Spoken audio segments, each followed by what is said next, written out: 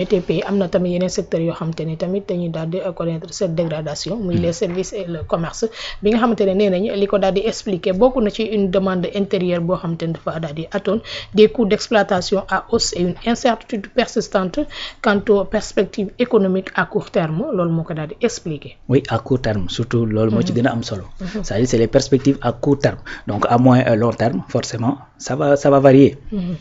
Parce que encore une fois la tendance. Donc à court terme ci nga xamante ni mooy échéance yi di ñëw. C'est vrai parce que pour le moment encore une fois le pays a d'énormes difficultés économiques donc dès l'instant que un pays a des problèmes économiques te yamuñu ci c'est-à-dire ñun on n'a pas que des problèmes économiques on a des problèmes financiers aussi. N'est-ce pas parce que économie bi mooy lan mooy ni nga xamante ni noonu ngay structurer échange yi sa biir réew lan moo war a jiitu lu ci war a topp yan secteur ñoo fi am yan lan mooy dugg ci PIB bi lan lañ ciy génnee et cetera. Ban structuration la ñuy def ci salaire yi ci ñoomin seen n'est-ce pas mais par contre loolu nga toog ba planifier ko moo tax ñuy wax ministère de l'économie et du plan. Bien sûr. Très bien donc loolu nga planifier noonu ba teg il faut de l'argent pour le faire. waaw léegi nag ñun dañoo am ay problèmes financiers réew moo xamante kër goo xamante ni tey da ngaa ñëw maanaam jàppoon ni chaque weer damay fay par exemple 100 000 francs sama location ak sama courant inclus ma daal di jékki-jékki xëy un bon mois rek Senelec indil ma kii boo xamante ni facture boo xamante ni daanaka 75 000 la te man dama doon fay 100 000 sama courant ak sama kër. Pourquoi fekk ndakate yoo am na suma benn doom ju nekk ci kër gi yor benn réchaud am làq ko ci biir néegam ak benn micro-ondes am ak et cetera donc nekk fa di utiliser courant à outrance mook ay gaañanam ak yu ni mel. Ben su boobaa c'est-à-dire par force weer woowu. Ben boo amul jafe-jafe damay xam ne nag mbër nga looloo daal Sénégal c'est-à-dire dañoo ñëw ba fii gis ne nakate yoo am na ci ay copraan yoo xam ni maanaam li ñu caxat-caxatee ci biir réew mi kenn xamul nan la toll. Donc loolu dafa am ay jeexital donc sur le plan finance dañoo am ay problèmes. Donc da ngay leb di fay bor yoo xamante ni bor yu diis la donc war cee mën a nu ma koy tuddee en même temps di financer li nga xamante ne mooy sa économie exemple bi ma lay jox tey boo jëlee rapport d'exécution budgétaire premier trimestre 2025. Investissement état 2 milliards et quelques la boo jëlee 2024 c'était 20 milliards et quelques mais loolu nga foog du am jeexital dafay am. Bien sûr dafay am parce que c'est la situation financière qui est compliquée et qui est en train d'être colmatée moom la ñu nekk di régler. du dëgg donc dañ koy régler nag mooy da ngay jéem a fexe li ngay dajale ci sa ressources intérieures yi mu bari nga ci jéem a régler fay bor yi nga xamante ni bor yooyu ñoo leen tere liggéey lu mel ni BTP beeg yenn entreprise yeeg yu ne mel mooy la dette intérieure ak yenn banques yeeg yooyu en même temps nga leen di fay jéem a xool ay investisseurs yoo xamante ni dañuy mën a ñëw ci réew mi lu mel ni Aqua Power par exemple nga dem waxtaan ak ñoom négocier la sa waroon dugg ci alal wàññeeku nga dem xool keneen koo xam ne dina ñëw dugg ci beneen secteur ci énergie beeg yu ni mel mooy les joint ventures dont on parle. Donc tout ça mis côte à côte forcément la tendance à moyen et long terme dafay changer. moo tax boo xoolee la précision est de taille dañ la wax ci court terme bi. N'est-ce pas donc loolu il faut le signaler le pays a des problèmes économiques et financier loolu moom kenn mënatu koo nëbb te kenn mënu koo naatable da nga koy dund tous les jours da nga koy sentir tous les jours maintenant nag ça interpelle l'État parce que état bi encore une fois souvent moo ko ba ñuy changer régime on savait qu'il y a des problèmes donc dañ leen indi pour trouver des solutions léegi nag dinañ am un peu indulgence parce que bañ ñëwee fa ñu nattoon problème bi da koo gën a pire. Donc bu ñu jàppoon régler ko ci ñaari fan faaw nga joxaat leen aussi ay fan quelque part comme ça ñu mën a jëlaat le temps pour régler. Mais encore une fois dès l'instant que mu commencé durer ñuy dem 2 ans 3 ans et demi c'est-à-dire patience bi ak indulgence boobu dafay commencer di effriter wu. Voilà donc moo tax il faut rapidement trouver des solutions et je pense que li nga xamante ne moom lañ jël comme ay orientation ça peut nous valoir beaucoup de satisfaction fi d'ici peu. Bien sûr. Voilà d'ici peu donc climat des affaires bi c'est normal c'est une conséquence effectivement de la situation économique ak financière bi nga xamante ne moom la Sénégal di dund. Mais pour man rien d'alarmant beneen affaire boo xamante ni ça mi ngi ñëw.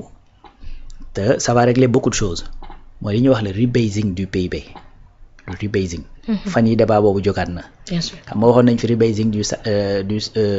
nu mu koy tuddati du salaire bi nga xamante ne moom moo nekk ci fonctionnaire yeeg yu demee noonu mu créé woon fi tollee ku ne di coow. waaye dañuy wàññi salaire kii nangam fekk ne c'est pas ça c'est juste la base de calcul qu'on va changer. tey jii PIB Sénégal rapporté à la dette daf ñuy jural ay jafe-jafe yu méttee surtout ci marché des capitaux yi surtout aussi ci yenn investisseurs yeeg yu lu mel parce que tey da ngay jël dette Sénégal rapporté ko au PIB mu jox la par exemple Barclays 119% la wax en 2024. n'est-ce pas donc Cour des comptes 99,67% la waxoon n'est-ce pas donc Banque mondiale moom en 2024 ñoom dañoo joggati woon ñoom ñëpp il parlait de 133% du PIB léegi nag loolu dafa am ñaari levier yoo xamante ni boo ko activé immédiatement ratio bi dafay wàññeeku immédiatement mooy li état du Sénégal def maanaam di leb plus di leb moins di fay plus et puis di ko leb ci CFA ci marché intérieur bi déjà loolu dafay réduire gap bi. Deuxième levier bi nga xamante ne day réduire gap bi mooy ce qu'on appelle le rebasing du PIB. Rebasing entend par là mooy changer la base de calcul n'est-ce pas ce qu'on va faire mooy dañuy jël PIB bi ñu ne PIB pour ñu calculer ko service sangam mooy dugg service sangam parce que PIB jàppal ni mooy produit intérieur brut c'est-à-dire c'est lépp luy richesse boo xamante ne dañ koy liggéey ci biir réew mi muy entreprise nationale muy entreprise boo xamante ni c'est étrangère duñ def distinction bi maanaam lépp luy alal boo xamante ni dañ koy liggéeyee ci biir réew mi mooy PIB. dafa différent ak PNB mooy produit national brut produit national brut mooy toutes les entreprises yoo xamante ni sénégalais la entreprise sénégalaise mu nekk ci biir réew mi mu nekk ci bitim réew la ñuy liggéey buñ ko dajalee loolu mooy PNB. D'accord. donc su boobaa dañuy jël en considération alal yoo xamante ni sax liggéeyuñ ko ci biir réew mi n'est-ce pas maintenant PIB mooy li ñuy liggéeyee ci biir réew mi léegi PIB boobu dafa am yuy dugg en jeu dañ naan secteur sangam maintenant ci secteur yooyu daf ci am ay nouvelles activités yoo xamante ni daanaka duñ ko jël en considération ne serait-ce que ñun lii ñuy def YouTube ak ñoomin seen ak numérique beeg yu nu mel daf ci bari ay secteurs yoo xamante ni duggul ci calcul boobu. donc loolu dès l'instant nga dugal ko ci calcul boobu c'est-à-dire dafay yokk li nga xamante ni moom nga doon am actuellement PIB au Sénégal ñu ngi ko estimé à 30 milliards de dollars donc 30 milliards de dollars boobu tey su fekkee dafa am ay secteurs yoo xamante ne bokkuñu woon ci calcul bi dès l'instant nga dugal leen ci biir calcul boobu bañ a apporter ñoom la nga xamante ne moom la ñuy gagné ci secteur boobu ben immédiatement tey su fekkoon ni secteur boobu dafa indi 2 milliards ça te fait 32. bu indee 10 milliards ça te fait 40. donc su fekkee dañ ne léegi yow dañoo defoon ratio sa bor 18 milliards la rapporté au PIB mu joxe 99 ñu ne PIB bi 30 la woon donc 30 boobu boo ko jëlee yokk par exemple ba 40 immédiatement mais ratio bi dafay jógee 99 wàcc. Bien sûr. n'est-ce pas donc ratio boobu boo wàccee nag ba yegg si par exemple ci moins de 70% immédiatement da ngay nekk ci norme UEMOA norme effectivement marché internationaux yi par rapport au PIB rapporté à la dette su boobaa nag nan ngay mën a def mooy da ngay mën a commencer di dem ci sur le marché di mën di wëy di leb ay montants avec ay nu ma koy tuddeeti ce qu'on appelle des taux yu gën a wàcc. n'est-ce pas donc loolu aussi dafay renforcer climat bi nga xamante ni mooy li ñuy wax sànq climat des affaires dafay renforcer confiance parce que bu boobaa dañ naan Sénégal kat comme def nañu rebasing nakate Sénégal dina am lii lépp donc Sénégal c'est solvable xaalis mi ngi circuler foofu donc bu ma fa demee dugal fa sama dërëm mën naa am dërëm ak genn wàll wala ñaar dërëm n'est-ce pas donc voilà li nga xamante ni beneen levier la boo xamante l'État du Sénégal est en train de travailler là-dessus. Certains nag ñi ngi génn di wax naan wooy rebasing bi c'est pas ça a été commencé depuis nangam parce que base de calcul yi changé woon na.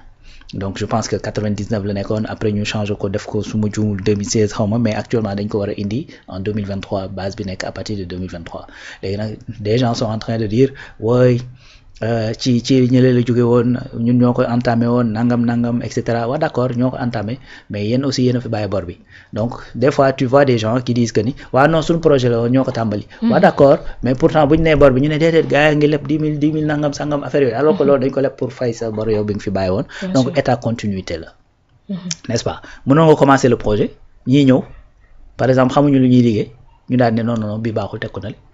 mënoon nañ ko di état mën na lool. mën ngaa tàmbali mbir mu ñëw ne du ma ko yeggalee. voilà donc su fekkee ne am na la clairvoyance nag ba xam ne lii nii lu ñu war a yeggale la. ba pare joyanti ko bu baax ba pare joyanti ko. exactement donc joyanti ko li nga xamante ne moo ci doon ay erreur ak ay taar ñu daal di koy corriger. donc loolu moo nekk di am moo tax encore une fois man je perds pas espoir donc je garde résolument espoir que ni c'est-à-dire situation bii ñu nekk situation la boo xamante ni du définitif parce que encore une fois nag une situation définitive ça n'existe nulle part c'est-à-dire àddina soit day neex ba à un certain moment mu naqari soit effectivement mu naqari ba à un certain moment mu neex souvent je le rappelle ici ma ne bari na ay mag yoo xamante ni surtout ñi nga xamante ni ci ëxlu tasawuf lañ bokk c'est-à-dire buñ nekkaan ci bànneex dañuy tiit parce que dañuy xam du sax